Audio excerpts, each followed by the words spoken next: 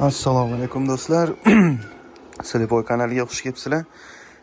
Hozir bug'doy tayyorlab oldim. Suvga yuvitib qo'ydim. Tovuqlarga beramiz. Endi bunga xo'p, qayerda edi? Bunga bunaqa narsa solamiz, nima deydi? Kepak deydi bizda. Aralashtiramiz. Endi ham bitta qo'lda qiynalyapman, ham qanaqa olinyapti bilmayman videoni. Xabaringlar bor, ko'zim ojiz. Aybga yo'ymaysizlar, biror narsa xato qilib qo'ysam. Xo'sh. Aralashtiramiz yaxshilab. Bu yoqda mana tovuqchalarimiz kutishyapti bizda. Xo'p.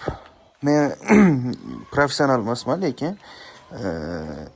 endi boqishni boshladim. To'g'risi, hech oldin tovuq unaqa jiddiy boqmaganman. O'zimga ermak qilib tovuq oldim. Xo'p, qani. Yana sal namligi bor ekan, yana jiqqa qo'shamiz. Xo'p.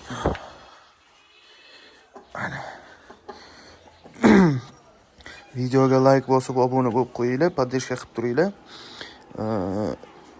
Keyingi videoyimiz qanaqa qilib hovlida yurishim haqida bo'ladi. Ko'pchilik qiziqadi bunga.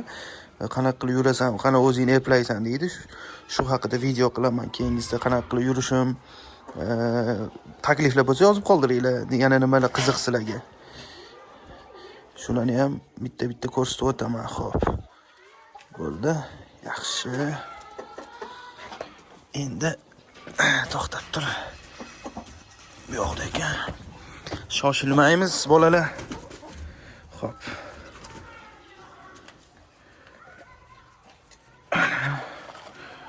Xo'p, ana. Xo'p, u shaqqacha berish kerak. Yeyaptimi o'zi? Yeyapsizlarmi bolalar? Xo'sh, voy qo'lim cho'qib oldi. Ola qol.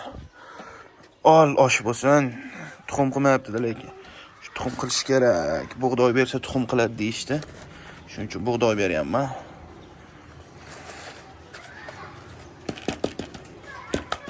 Xo'p. Ana, bo'ldi. Qo'l dabdala bo'ldi. Yeyapsanlarmi? Ye qol. Xo'p, bu bizning tovuqxonamiz. Qanaqa ko'rinyapti bilmadim. Bu yoqda dondunlarimiz,